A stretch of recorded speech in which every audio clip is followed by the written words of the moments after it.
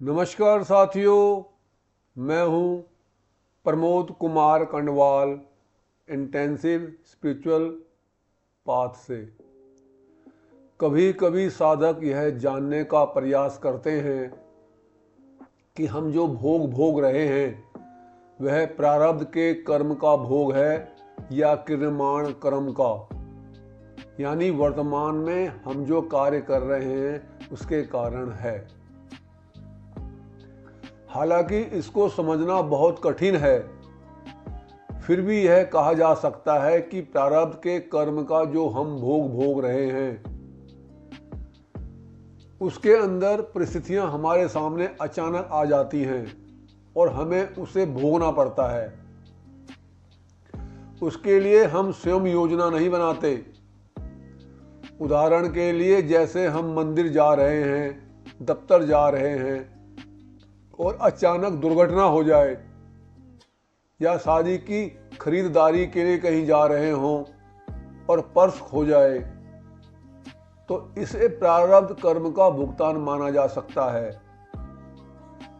क्रियमाण कर्म का भोग वह है कि मान लीजिए हम घर में बैठे हैं और पड़ोस में किसी की लड़ाई हो जाए और हम बीच में बिना वजह कूदकर झगड़ा शांत कराने की बजाय खुद ही मारपीट शुरू करके उसे घायल कर दें, या कोई शास्त्र विरुद्ध आचरण करें, तो फिर उससे जो परेशानी होगी वह क्रियमाण कर्म के अंतर्गत आती है। हालांकि जब भी कोई साधारण व्यक्ति भी शास्त्र विरुद्ध कार्य करता है तो उसके अंदर से आवाज आती है कि यह कार्य गलत है, और जो भक्त हैं उनको तो विशेष तौर से समझ में आता है कि जो मैं कार्य करने जा रहा हूं यह अनुचित है, और अनुचित कार्य करने के पश्चात जो समस्या आती है उसे मालूम पड़ जाता है कि यह क्रियमाण कर्म का फल है।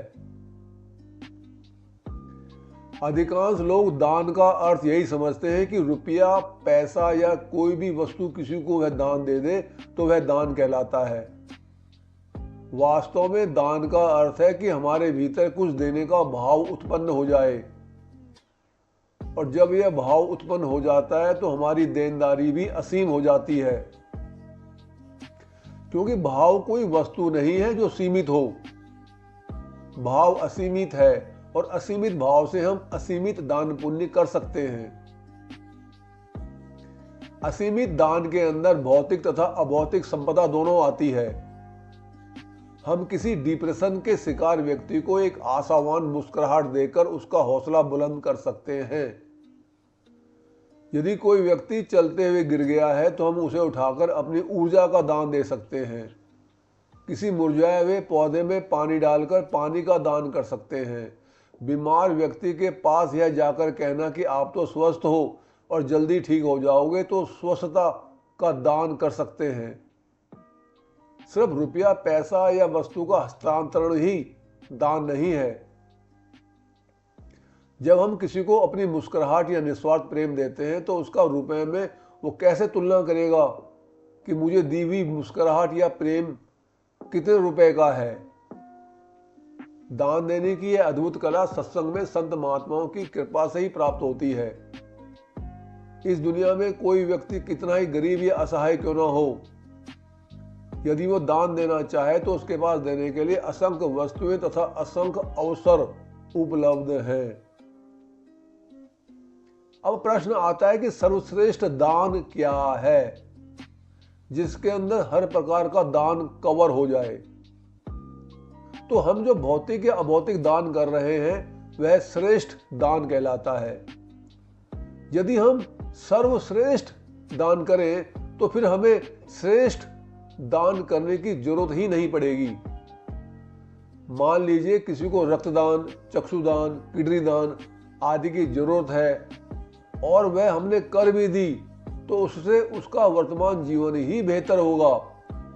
पर यदि उसको आत्मदान दिया गया, यानी आत्मज्ञान दिया गया, तो वह 84 लाख योनि में नहीं फंसेगा। फलस्वरूप फिर कभी भी उसे खून और किडनी की जरूरत नहीं पड़ेगी। हमारे ऋषि मुनि यही कार्य करते हैं।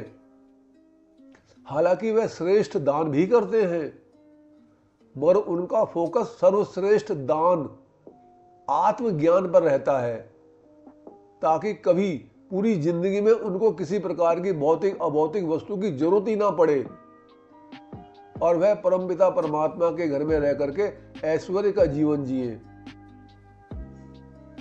हमें अपनी जिंदगी में बहुत से साथी मिलते हैं, माता पिता, नाना नानी, सास ससुर, भाई बहन, पति पत्नी, बच्चे, पोता पोती। इन सब के साथ हमारा संबंध हमारी जिंदगी से पहले नहीं था और मरने के पश्चात भी उनके साथ कोई संबंध नहीं होगा। तो वर्तमान में इस समय उनके साथ जो संबंध है वह सही मायने में अभी भी नहीं है, क्योंकि यह नियम है कि जो न आदि में होता है न ही अंत में होता है, वह मध्य में भी कभी नहीं होता। यह सभी प्रकार के संबंध होते हुए भी नहीं है। यह बीच में हमें जो साथ मिला है वह सिर्फ एक संयोग है। जैसे बस, ट्रेन या जहाज में जाते जाते हमें कोई व्यक्ति कुछ समय के लिए मिल जाता है और मंजिल प्राप्त होते ही बिछुड़ जाता है, फिर पता नहीं उसके पश्चात हमारा उससे मिलन हो या ना हो। यह सभी रिश्ते हमारे लिए ऐसे हैं जैसे किसी बच्चे को मन बहलाने के लिए खिलौने की जरूरत होती है। वह कागज की नाव बनाता है, कहने को तो नाव होती है, मगर इसमें ना तो बैठ सकते हैं न ही नदी के पार उतर सकते हैं। कागज की नाव है, खुद ही वह पार नहीं जा सकती और किसी भी समय डूब भी सकती है। सही माने में तो वो डूबने के लिए ही बनी है। इसी तरह दुनिया के सारे रिश्ते कागज की नाव की तरह हैं, जिसमें जरा भी झोंका आता है तो नाव डूब जाती है। जो अभी हमारे मित्र हैं वह 1 मिनट में शत्रु हो जाते हैं, जो अपने हैं पराये हो जाते हैं। हमेशा एक कंफ्यूजन सा बना रहता है। सही मायने में आदमी हमेशा अकेला रहता है। मृत्यु के समय भी आदमी अकेला रहता है, कोई काम नहीं आता, कोई हाथ नहीं बढ़ाता, क्योंकि संसार के सारे रिश्ते झूठे हैं। मृत्यु उन सभी रिश्तों को छीन लेती है। तो सच्चाई यह हुई, जिससे हमारा संबंध जन्म से पहले था और मृत्यु के बाद भी रहेगा, वही संबंध शाश्वत है, असली है। इसी को हम परमात्मा या भगवान कहते हैं। मीरा जी अक्सर कहा करती थी, मारो जन्म मरण को साथी, हाणो नहीं बिसरूं दिन राती। सादे जीवन के अर्थ को समझना आजकल लोगों के लिए बहुत मुश्किल हो गया है। जहां पर प्रदर्शनी का शौक है, प्रदर्शन है, वहां सादगी नहीं हो सकती।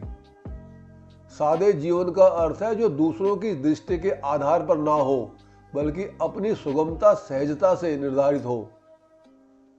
क्योंकि जब तक दूसरे की दृष्टि मूल्यवान है, तब तक मनुष्य का जीवन सादा नहीं हो सकता। अगर एक मनुष्य उपवास रखकर भूखा रहता है क्योंकि दूसरे लोग उसे उपवासी होने की वजह से आदर देते हैं, तो उसका उपवास सादगी नहीं है। लोग जिस चीज को आदर देते हैं, हमारा मन उसे बार बार करने को तैयार हो जाता है। सादगी के अर्थ को ऐसे भी ले सकते हैं। मान लीजिए कोई एक व्यक्ति है, वह पूरे शहर में अकेला है, उसे देखने वाला कोई नहीं, जिसे दिखावे की कोई उत्सुकता नहीं है, जो उसे स्वाभाविक लग रहा है वह वैसे ही जी रहा है। जिस व्यक्ति ने अपने को असाधारण देखने की कोशिश को छोड़ दिया है, जिसने स्वीकार कर लिया है कि वह वैसा ही सादा है जैसे कि फूल, पत्ते, पत्थर, पहाड़, जंगल, समुद्र, वैसे ही बिना प्रयास के मुझे रहना चाहिए। ऋषि मुनि कहते हैं कि सादा जीवन ही सबसे महान जीवन है, क्योंकि साधारण होना ही असाधारण होना है। जो वस्तु हमारे प्रारब्ध में नहीं है, यानी मान लीजिए हमारा बड़ा मकान होना या अपनी शानदार कार का होना या हमारी इच्छा के अनुसार नौकरी या दुकान का होना हमारे प्रारब्ध में नहीं लिखा, लेकिन हम चाहते हैं कि वह मिल जाए, तो उसके लिए हमें उन सभी इच्छित वस्तुओं के राग से मुक्त होना होगा, उसके मोह का त्याग करना होगा, तथा इसी प्रकार अन्य वस्तुओं के राग का भी त्याग करना होगा।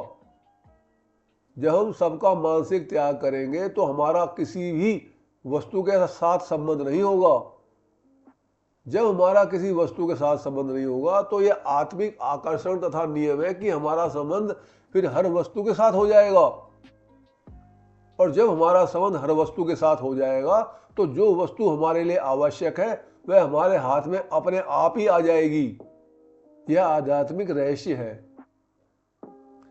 वस्तु नहीं जो प्रारब्ध में, यदि चाहिए पास, सबका मानसिक त्याग करें तो आ जाएगी हाथ। यदि आपको संदेश ज्ञानवर्धक तथा उपयोगी लगता है तो आप चैनल को सब्सक्राइब तथा वीडियो को लाइक, कमेंट और शेयर भी कर सकते हैं ताकि रिलीज होने वाली सभी वीडियो का नोटिफिकेशन आपको मिलता रहे। गुरु भगवान सबका कल्याण करे।